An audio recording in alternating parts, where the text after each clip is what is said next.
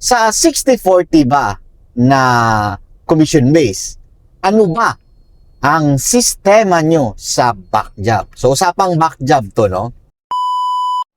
Yo, what's up mga boss?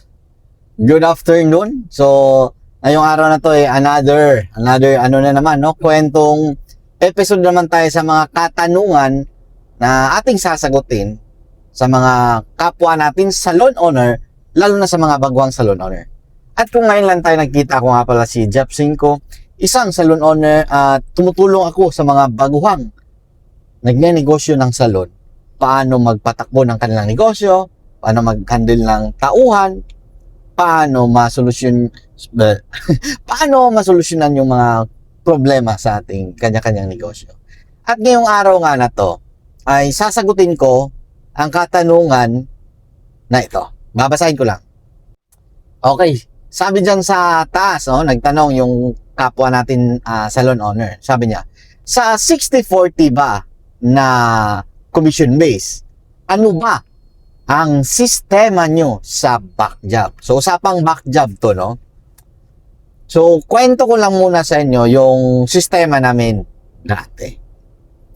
Dati kasi, kami ay mga mababait pa. Ayan, no? Pag meron kaming back job, ay hindi kami nagkakaltas.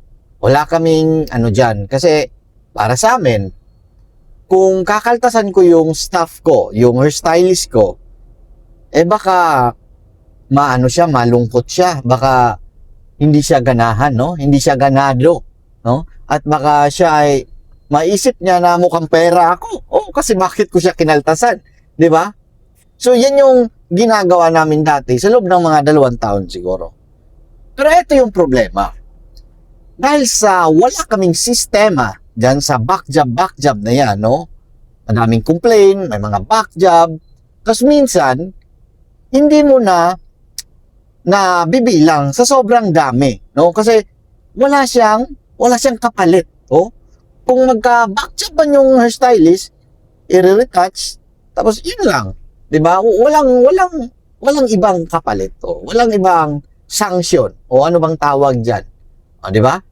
So, noong na-realize namin na parang may mali dito. Parang mali yung ginagawa natin.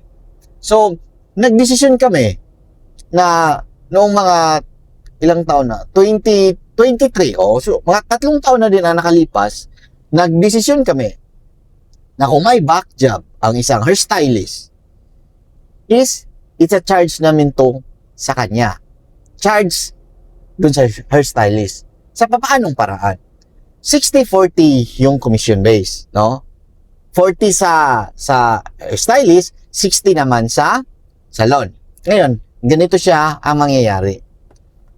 Halimbawa, ang kinita ng hairstylist, 1,000. So, 600 sa salon, 400 sa hairstylist. Ngayon, naka-back job siya. Magkano dapat i-charge namin sa kanya? So, yung sina-charge namin sa kanya, kung siya ay magka-back job, ay hindi yung worth ng 400. Hindi yun. No?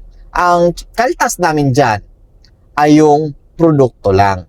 O halimbawa, sample ulit tayo.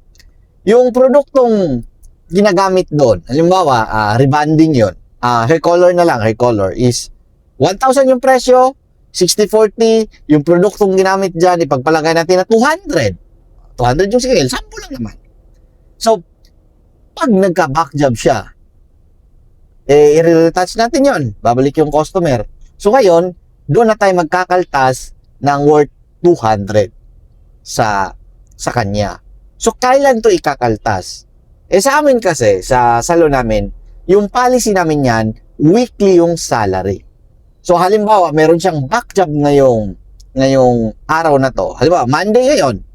Okay. So, kakaltasan natin yan siya daily.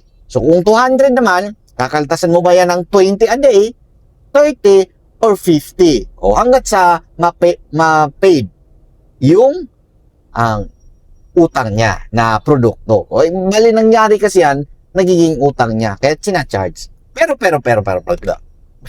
Hindi pa tapos. Meron pang karugtong yan, no? Diyan sa back job, meron kaming matinding policy dyan. matinding policy. Pag sila ay nagka-back job, charge sa kanya at ito ay isang puntos. Kasi sa back job namin, meron kaming minimum dyan. Na pag dumating yung minimum, na back job yan. Kasi ang kwento dyan ganito mangyayari. China-charge na namin yung back job. Naka-charge na. Ngayon, dahil sa mababa lang naman, kasi produkto lang naman, etong mga to, hindi rin nila masyadong gagalingan or kung minsan magkakaproblema talaga. Pero iba talaga yung nag-iingat sila dahil alam nila na ito ay konektado doon sa kanilang performance. So, paano nangyari dyan? Sa back job namin, meron lang kaming apat na back job sa loob ng isang buwan.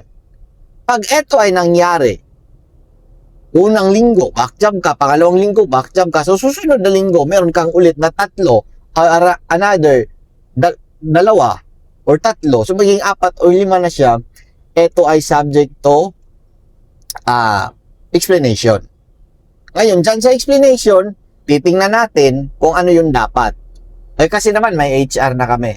Pero nandun yan, nakasulat yan sa aming kontrata, sa aming company rules, nakasulat din yan na 4 na back job, maaari kang tanggalin or iti-train ulit.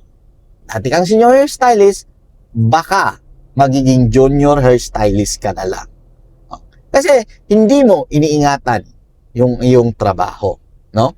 Ang kalaban kasi natin dito mga owner, yung wala tayong matibay na policy, matibay na kontrata, solid na company rules, no? Kaya tayo naaabuso. At isa sa pinaniniwalaan ko na bilang salon owner, ay responsibilidad mo yan na maprotektahan ang iyong negosyo at mapalaki ito para makapagbigay pa tayo ng maraming trabaho sa maraming mga empleyado.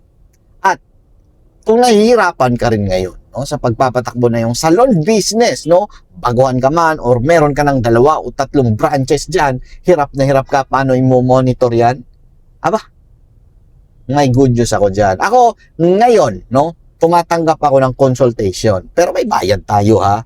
Kasi gagastos tayo ng oras At meron akong programang ginawa para sa mga bagwang salon owners kung paano ang setup ng salon, no? Kasi kadalasan sa mga nag-start, walang idea sa operation, wala silang idea sa marketing, no? Wala silang idea sa staff management, no? Sa sales, sa pricing. Kaya kung interesado ka na magiging bahagi ng aking programa, i-message mo ako. Message mo, sabihin mo, sir, interested po ako sa gagawin yung program. Kasi 5 slots lang muna ang tatrabahuin ko ngayon. At kung may problema kayo sa mga tao nyo, HR ba yan? O ano ba mga problema dyan? May HR din tayo dyan.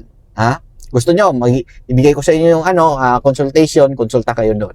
Message kayo sa akin kung meron kayong mga katanungan. At yan lang, kasi andito ako ngayon sa branch natin sa Turil. At syempre, trabaho-trabaho tayo. Dahil, ito yung pinili nating landas Trabaho! Galingan natin. Bye-bye!